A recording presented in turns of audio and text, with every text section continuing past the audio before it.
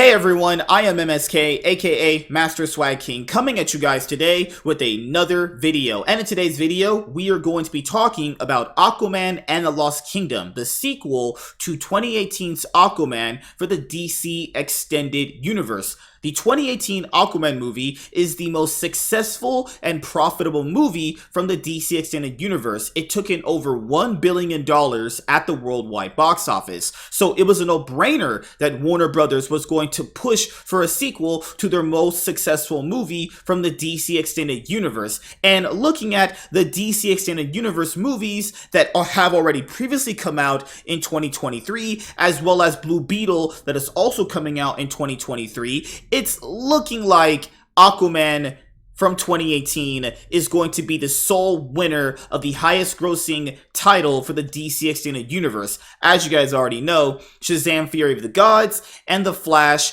both failed and flopped at the box office miserably, actually. So, now, the Aquaman and the Lost Kingdom story for the DCEU is actually pretty interesting. So, the Amber Heard situation, so let me just touch upon that really quickly. So, Amber Heard's role, from what has been reported, has been significantly reduced, where they said basically she's only in the movie for like a good 10-20 minutes. Now, is that going to obviously deter people from watching this movie? I mean, we're going to have to see that result play out when it happens, but I would imagine, just basing off what happened with the Flash movie starring Ezra Miller, it's going to have a pretty sizable impact on the movie's box office.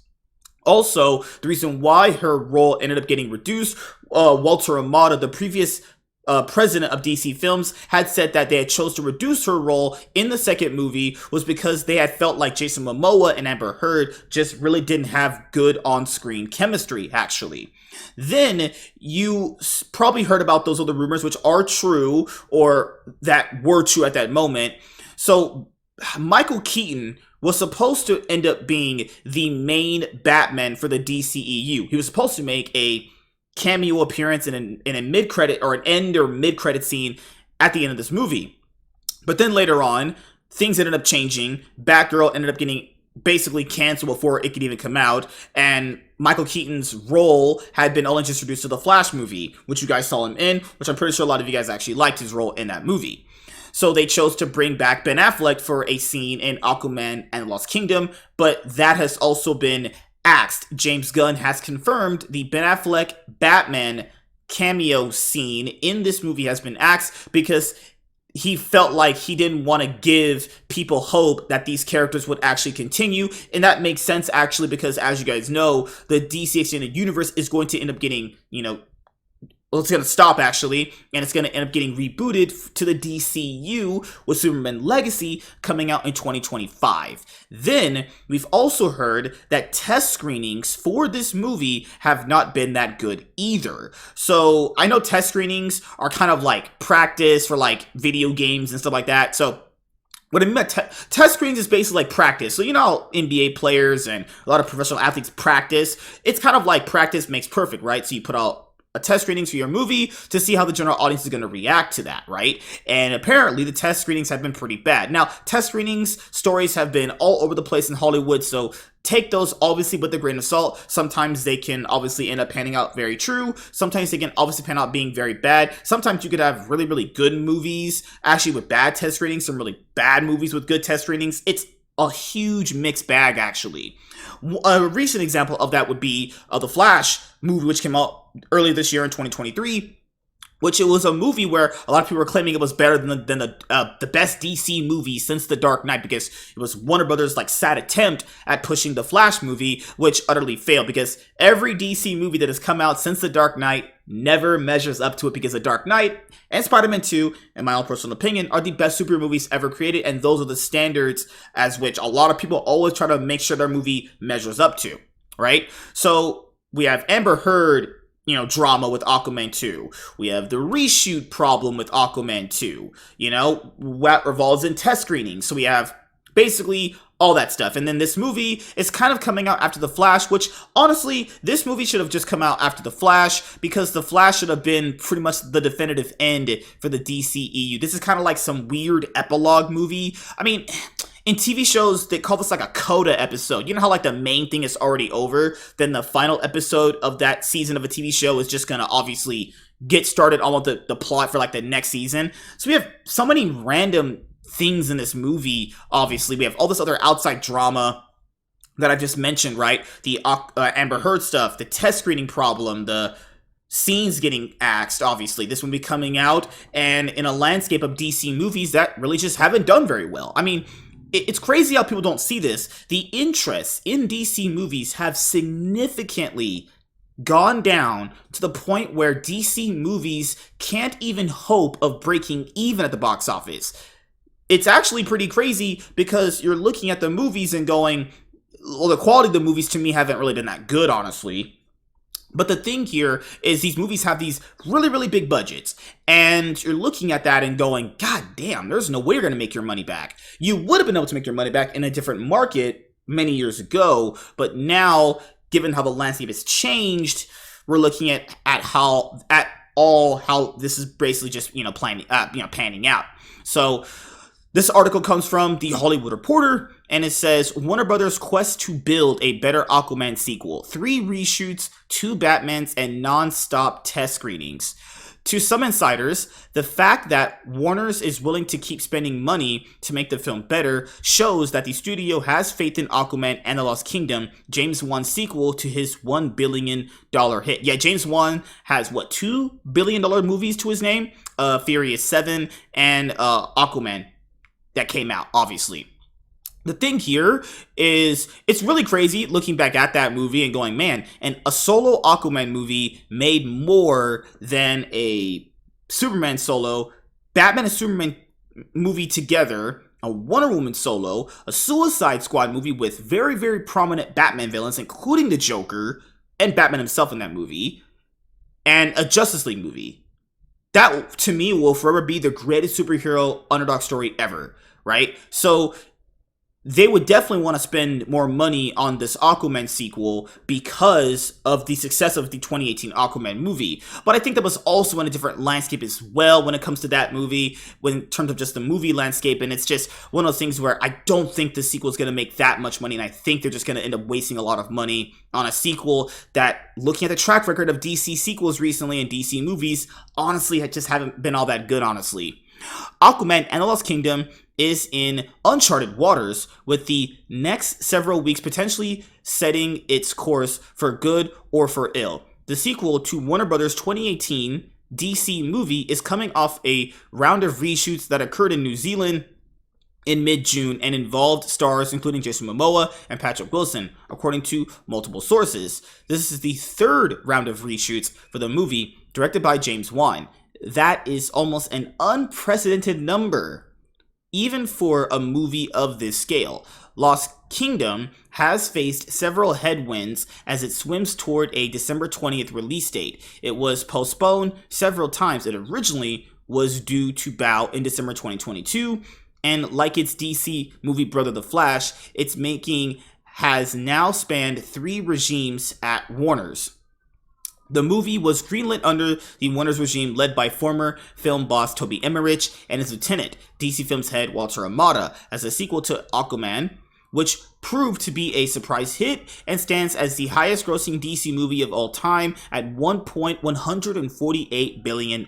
Yes, so this even outgrossed The Dark Knight Rises, as well as the Dark Knight movies by Christopher Nolan in the Dark Knight trilogy. Principal photography wrapped in January 2022, but by summer, Emmerich was out. Hamada soon followed, both casualties of the merger that created Warner Bros. Discovery.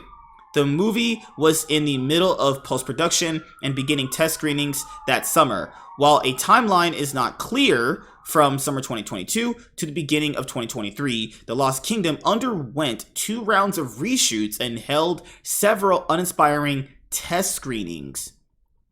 After 1 round of test screenings, new Warner's film bosses Michael DeLuca and Pamela Adby got involved as they were running point on DC until Warner Bros. Discovery CEO David Zaslav could find a permanent DC boss to replace Hamada. Sources say that in the fall, Adby took a strong creative stance and got involved in the editing of one cut.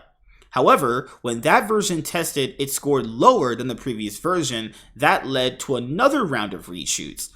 Oh my goodness, this movie, it's not looking too good here. Different versions of executives notwithstanding, it is unclear what the problems were, but one insider said the issue of story clarity has been an ongoing concern. Ooh, yeah, that's been a problem with DC movies recently. The story really has not been that good. I mean, obviously, the Flash movie and Shazam 2 were very clear indicators of the movie stories not being that good. Also a concern, Batman. Hamada wanted Michael Keaton's version of the character to be akin to Samuel L. Jackson's Nick Fury in the Marvel movies, an elder statesman who could pop in various films, including the now shelved Batgirl, as well as The Lost Kingdom, but shifting release dates muddled things. At one point, The Lost Kingdom was set to open in March 2023, several months before Keaton's return in June's 2023's The Flash. So in late July 2022, 2 months after Abby and DeLuca took over Warner's, Ben Affleck joined a round of reshoots as Bruce Wayne to replace a scene Keaton shot. But then the movie was moved again, this time to after Flash, putting Affleck's appearance in question. The latest cut of the film features neither version of The Dark Knight, according to sources, as new DC heads James Gunn and Peter Safran do not want to promise a movie universe that will not come to fruition nor tie it down excessively to past failures. Ooh, haha. Oh, wow. Yep. It was pretty chaotic, said one source. Okay, so just a little looking at that. This makes perfect sense, though. I know a lot of people were kind of like going crazy about this on Twitter, and you know, it's just one of these things where this universe is over. This universe, for the lack of better terms, is just a big fat failure, if I'm just being honest here. There were some good movies to come out of it, but I mean, honest here, just axe this shit. Let's watch Joker 2 in 2024 and whatever DC animated movies that exist in that year that are going to be announced soon and probably come out that year, and then just go to 2025. Let DC take a break from the box office. That might be a good thing for the brand too. And some of the chaos may not have been the studio's or filmmakers' fault. Some of the calendar moves were due to overloaded visual effects houses and phenomenon that occurred during the pandemic and that affected both Flash and Aquaman Kingdom, causing a cascade of release date pushes. So, okay, what that means basically is like, okay, I've explained this before on like my multiple podcasts. Movies have to basically put in they have to ask for a month in advance if their movie can be, you know, put in for visual effects. And movie studios have to do this months in advance, actually. So when you have big blockbuster tentpoles, those come first. Well, Warner Brothers isn't the only movie studio pushing out big blockbuster tentpoles. So other studios, if they put in there first, go first, obviously. And we know the visual effects department for movies have been pretty overworked, so that's going to cause movies to get delayed. More test screenings of cuts occurred in February and again in April. By this time, Safran, a producer on the first Aquaman as well as The Lost Kingdom, had become co-head of the newly created DC Studios along with Gunn. It is unclear how Safran's transitions shifted the movie's fortunes, if at all. Insiders say that the filmmakers were in the dumps over the seemingly never-ending post-production process and waterlogged test scores. However, the skies may have cleared with the new reshoots. Gunn is said to have weighed in on the most recent cut, and the leadership approved a 5-day shoot. Sources say the shoot went so well that Wan and company completed what they needed in only 4. And to some, the fact that Warner's is willing to keep spending money to make the film better shows that the studio has faith in The Lost Kingdom. Yeah, they also had faith in The Flash and Shazam 2 and Black Adam. And look where that ended up. In February, according to sources, the filmmakers of Blue Beetle, the other remaining DC movie that was made during the AT&T era and comes out in August, asked for and received 2 days of additional shooting. Safran had also been a producer on Blue Beetle before his ascension to the executive ranks. Lost Kingdom is already an expensive production. It was greenlit at a $205 million budget and shot during the pandemic, which was a burdensome expense on tentpole productions. Additionally, every frame of the movie involves visual effects, another major cost. The reshoots have only raised that overall budget. Yeah, and Hollywood movies, especially superhero movies and just other movies in general, gotta stop with this $200 million budgeted thing. The money right now for audiences, I mean, the money's there if you can get it, but your average movie should have a much lower production budget. You should also factor in marketing as well. I mean, movies with around $205 million budgets, not including all the other reshoots this movie's going to have, marketing push to, it's going to be near like $300 million. It's got to make $1 billion. You know, movies with around $200 million and $300 million budgets combined, not just the marketing themselves, have to at least get $800 to $1 billion just to even make profit, right? And not just making money. You can make money, if anything. Profit, exactly, okay? Lost Kingdom is the final movie of the DC Extended Universe, which launched a decade ago with Zack Snyder's Man of Steel. Its December release date approaches as Warner's DC movies are flopping at an unmatched level. October's Black Adam, March's Shazam! Fury of the Gods, also produced by Safran, and last month's The Flash were money losers in their theatrical runs. Though Gunn and Safran plan on rebooting DC films with Superman Legacy, that title won't be out until July 2025. No one wants another miss, and there are questions as to how much more bruising the DC movie brand can take. Yeah, that's true. The filmmakers and studio know the value that smart post-production can bring. The first Aquaman was also facing turbulent waves and is said to have found its footing only in post, when a new ending was burnished and the movie tightened to a zipper 2 hours and 23 minutes. As for One, he was upbeat when he spoke to THR in April as he continued to work on the film. He says, and I quote, "This movie has something to talk about, but it's still a fun action fantasy movie." So, yeah. It's really crazy. Okay, so looking at all this Aquaman and the Lost Kingdom saga. So basically, here's the TLDR if you just are watching at the end of the video. The Batman scenes are cut. This is going to end the DCEU, and we're going to move on to Superman Legacy in 2025. This movie, given its budget, extensive reshoots, and the marketing they're going to most likely put into this movie, looking at the track record of other DC films, it's looking like this movie, from the track record of just DC movies coming out, might actually flop. This movie flopping would be catastrophically bad. And what does that mean if this movie flopped for the DC brand, in terms of just the movies actually? Would that bleed over into James Gunn's, DCU actually? Because I think this universe just needs a reboot at this point. The movies have been drastically flopping. The movies themselves aren't that good to begin with. Story flaws, all that shit, right?